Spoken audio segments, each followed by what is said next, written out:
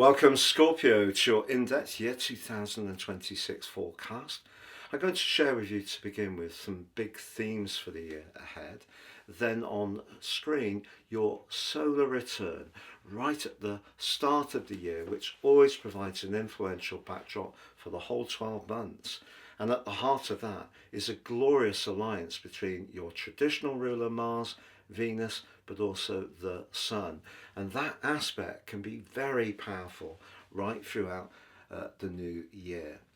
But also as we come into 2026, we need to be aware of the impacts of the eclipses because their backdrop energy lasts 6 months and the last two occurred in September 2025 between the signs of Pisces but also of Virgo. For you, Virgo energy is very much about your future. Your alliances can be your highest hopes, can be to do with friendships and your network, whereas the fifth house energy, where Pisces is the host, is very much about showcasing what makes you absolutely unique. If you feel that some of your plans for the future are not quite allowing you to express your talents, or your love life is perhaps in some ways limited by friendship expectations, or perhaps you're wanting to bring someone into your life romantically which may see you needing to manage your time with certain people, I feel that will continue to be a theme right throughout year 2026. And the reason for that is we have two third eclipses across those signs. From the 3rd of March, the lunar eclipse, which is in the sign of Virgo, and then the lunar eclipse, the final of this series, on the 28th of August in the sign of Pisces. So that juggle is going to be a theme.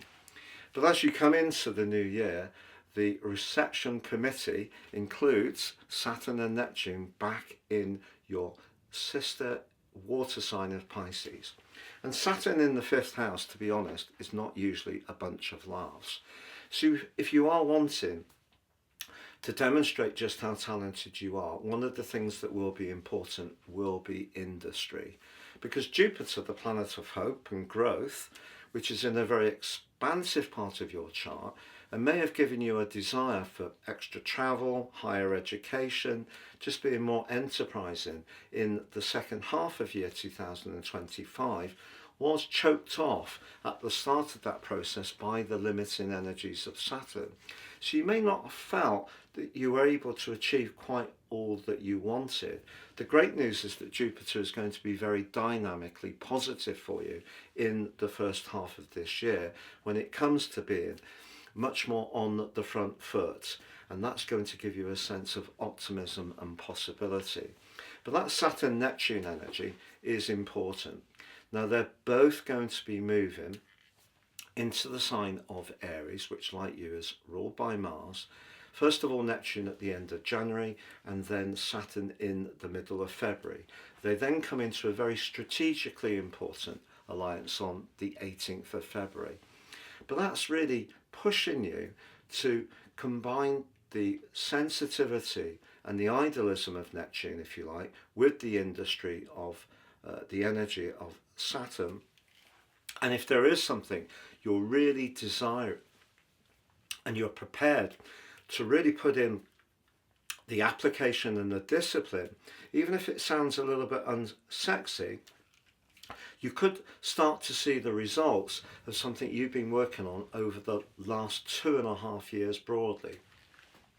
Once they do move into the practical sign of Aries, that's very much for you about your life organisation. It can be to do with routines, it can be to do with work, it can also be to do with our physical wellness. So if we can be more virtuous, that's going to be a very positive thing for you to do over the rest of the year. But of course Uranus, the planet of surprises, provocation and independence, has been shaking up your relationship sector for about 7 years. Now it had a brief sojourn into your 8th house last year. 8th house is about deep devotion, but it can also be about deep attraction. You may have had some kind of electric connection in that latter part of last year, and it may have not necessarily been lasting. But Uranus is going to move again back into Gemini at the end of April in this coming year. And the significance of that is over the next 7 years, if you're a more entrepreneurial Scorpio, and because Uranus is blessed in your sign, you have an appreciation of innovation, then I feel that you can make it work for you, because there is an echo of the energy of Scorpio when it's in house 8. But clearly Gemini is about how we think. Technology is affecting all of us, and very rapidly.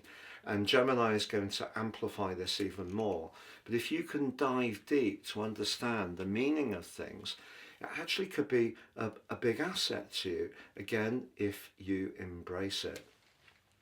Now we're going to see Jupiter relocate into a new home at the end of June, but it's potentially a very positive development for you. But I just want to take you back to a new eclipse series which started on the 17th of February in the sign of Aquarius, which for you is your home and emotional sector, and you do have your modern ruler there full time now. And the intriguing thing about that solar eclipse, the first for 19 years, is it does clash with Uranus just before it's moving back into the sign of Gemini. So if there is a home or emotional relationship where you feel very penned in, feel very limited, perhaps if you're living in a home, a property which isn't spacious enough, or you just don't like the environment, you may find that those following 3 or 4 months could see you quite on edge, to be honest.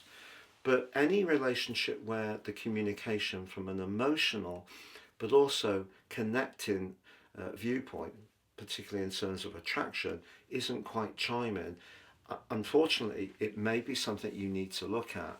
And because the year begins with Saturn in your 5th house, I've got to be really truthful. If there is a romantic relationship which has been shaky and you're not sure it is for your future, and you do feel that you can't quite be yourself, there's a lack of warmth, there's a lack of romance, there's a lack of fun or playfulness, I think that that particular solar eclipse is really going to compel you to look at the issues, even if you're somewhat reluctant to do so. But that brings us back to Jupiter moving right to the peak of your chart. Jupiter is a hugely influential planet. It's the biggest outside of the size of the Sun, the luminary, and Jupiter is the kingmaker. It's very proud, but it's also very much to do with confidence, assertion, optimism. So moving into your 10th house is your connection to the wider world. And that takes us back to my initial briefing, that if you want to showcase your talents this year, Saturn suggests you've got to work at it. But if you do work at it, recognition can start to come for you from the end of June, really right through to the end of the year. But that's going to be accelerated potentially by the arrival of the Leo solar eclipse on the 12th of August, which has Jupiter at home, but also the quick-witted Mercury. But just before then, at the end of July, we do have the nodal axis returning for the first time in 18.7 years back into the sign of Aquarius. So that's an echo of the new solar eclipse. They're intrinsically linked, but also that deep transformational energies of Pluto. So for some Scorpio people, particularly with that solar eclipse and the arrival of the North Node, if you're not happy where you're living or who you live with, that's definitely going to be a feature, but particularly the first half of the year. But the second half of the year, as we have the solar eclipse in Leo, can help you to showcase those talents in a much more visible way. If you're wanting to raise your profile, start your own enterprise, apply for a job that has greater responsibilities but also greater rewards, the second half of year 2026 can really see you start to strut your stuff in a very dynamic way. Your sense of self-worth and authority is going to be enhanced. You're going to feel better about yourself. Go for it. But what about the Mercury retrogrades? Well, Mercury starts this year, to be honest, Scorpio, for the 3rd year running in your sector of everyday finances. But Mercury's not strong in the sign of Sagittarius. And this is really telling you to be cautious with resources. And also it is in a square with Neptune and Saturn as we come into this new year, and they're in the part of your chart very much to do with speculation. Now, we may feel that Saturn is very anti-speculation, and it could be, but it doesn't mean to say that people won't still go for it. It's just they may be a bit more cautious. But in the square with Mercury, it's just saying don't be too free and easy with money right throughout the year. But I'll tell you more about that when I share the solar return.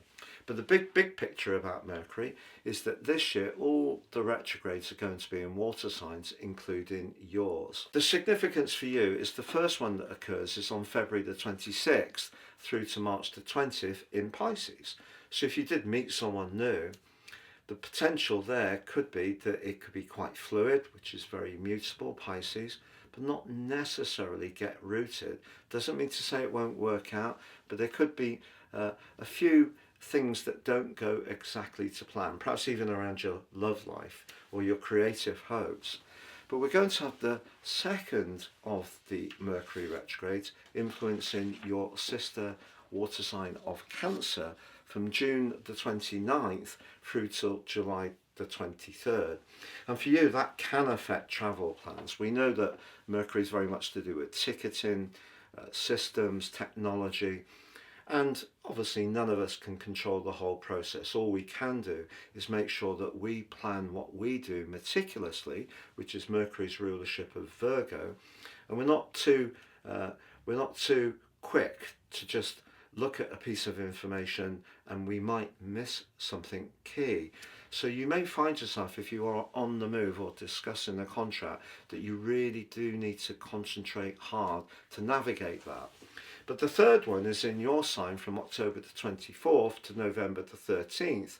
And that could see something that's important to you stall, particularly as Venus, the planet which is very much to do with love and attraction, but also to do with our sense of self-worth and value. But money does slam on the celestial brakes in your sign on October the 3rd. And for 41 days we'll be retracing its steps, and it will invert back into your 12th house of Libra, which it rules. So there could be a little bit of a pause around a romantic hope at that time. It might not go exactly to plan. And also I need to tell you that on August the 28th, we have the final of the Virgo Pisces eclipses. This one is in the sign of Pisces, and that brings you through to the end of the year. So that 5th house energy of Pisces has the influence initially of the North Node, of Saturn and Neptune, but also of the eclipses. So all of this year, finding that sweet spot between how you connect to others, but how you showcase what's so important for you, the individual, and managing your time carefully is going to be a theme for the whole year. But I feel around your emotional, perhaps even romantic life, if there is a relationship that just isn't quite working, the desire for some kind of space at least, or maybe liberation could show up in the first half of this year, but the second half of this year can see you reach for the sky when it comes to your ambitions and goals. But what about the solar return? It is critically important. But just before I go into that, I want to share with you about my unique offer. You can order your personal natal forecast for year 2026 now, and I'll give you the rest of this year free. But also you'll get 30% off the individual prices, and you'll get your life roadmap report in my special package. That really helps you to understand the patterns that have played out in your life so far, all of us. It's totally unique to each person, but understanding those patterns and matching them to the forecast will help you to make your moves in the new year much more shrewdly. But also in my special offer, you'll get your free general zodiac forecast for each of the 12 signs, but also your Chinese forecast, your Vedic forecast, and your love forecast too in my special booklets. Please see the link below for more. I've shared with you about Mercury being in your sector of everyday money, but you know, It's been there for the last 3 years. Mercury's detrimented in Sagittarius. Sagittarius likes the big picture. Mercury appreciates the detail through its rulership of Virgo. So that can be an issue. But on the screen now you can see the square to Neptune can distort, and Saturn can limit, but also see us feel a bit pessimistic. You also have the midpoint between the Sun and the Moon. What is that? Well, you can see the Sun is in house 3 for you. The third house is about everyday quick communication. It can be our connections with neighbours, our community, our siblings, but also these days very much through technology. But because your traditional ruler Mars and Venus, the planets of relating, are either side of the Sun, I feel that your words all through year 2026 are going to carry that much more weight. Don't underestimate how much you can be persuasive, passionate, but also draw good things to you, because the sign of Capricorn likes things that can be very workable, so it likes tangible outcomes. It's an earth sign. So if you put ideas with that, if you've got ideas that help people in some way, so ideas with a purpose, you're going to be very much in vogue. And if you do work in technology, this could be a sensational year. If you're wanting to bring new romance into your world, undoubtedly, the way you think, the way you express things, it could be some of your ideas could be very alluring to someone you encounter, but it could be someone you meet just in a very spontaneous way in your everyday world, your everyday routines, that suddenly there's this electricity being exchanged, which really can be very gratifying, and it could make your pulse race. So that's the wonderful combination of 3 players in your third house. And if you would like to get a bit physically fitter, be a bit more active, you can enjoy it. If you would like to get a new mode of transport, I think this can give you the desire to make it happen. So it's a really lovely set of influences. But I mentioned Mercury's square to Saturn and Neptune, but what about the midpoint? The Sun-Moon midpoint for me is the most important part of any natal chart, way beyond the ascendant, because the ascendant is only one part of the angles. The 4 angles are all incredibly important. The ascendant is how we connect to the world, the descendant, how we connect to others. The 4th house cusp is where we need to retreat and rest, and the 10th house cusp, which Jupiter's going over for you this year, is where we need to raise our profile and connect to the wider world. So the midpoint between the Sun and the Moon, the Sun's about assertion. It's a more masculine energy, nothing to do with gender. And the Moon, you can see, is in the sign of Gemini, where it can be very fluid, a bit flirty, not necessarily so in touch with emotion, but for you it is the 8th house. And the 8th house could stir some anxieties at times, but it also points towards transformation in your emotional well-being. So the point between them, at the shortest point of the chart, is the yin-yang of a person's nature or this particular year's energy. And guess what? That midpoint is exactly conjunct the stern Saturn, which can be limiting, of course, but it's also in a square with Mercury. So when it comes to your ideas, however brilliant they are, or when it comes to someone you find very attractive and you may be tempted to spoil them with some big gestures, that 2nd, 5th house energy is an area that you need to approach with a degree of conservatism, I feel. But also you can see that Mercury is in a very challenging link with Uranus. And if there are tensions in any kind of relationship, it may well be over money, because Uranus in the 7th house can make people very much more outspoken in whatever part of life it's showing up. So it can find you more outspoken about relationships. But Mercury's position is in your sector of your values, how you approach everyday money. And if you are not chiming or aligning with anyone, it could be a colleague as much as a romantic partner, that is going to be an issue. Just finally, I've talked to you about Mars being in Capricorn, but I didn't tell you that Mars loves being in Capricorn, your traditional ruler. It's exalted here, but the charm of Venus is very much in the mix as well. But look at Pluto, your modern ruler. So that is going to continue for some years to transform your feelings around family, where you live, your deeper emotional roots. But it is in a trine with the moon as we come into this new year. So I feel that although there is the potential for you to have some fantastic success in a more material way later in the year, I feel that the transformations that could play out in emotional or family or relationship situations in the first half of the year is very profound indeed. But whatever you do this year, Scorpio, I do think it's going to be important to manage your time very carefully. That's that eclipse axis. And within that time, staying connected to people who are meaningful for you, but also taking your talents and your need to express who you are, the best part of you, the most charismatic parts of you. That is a real opportunity this year, so do work very hard on that.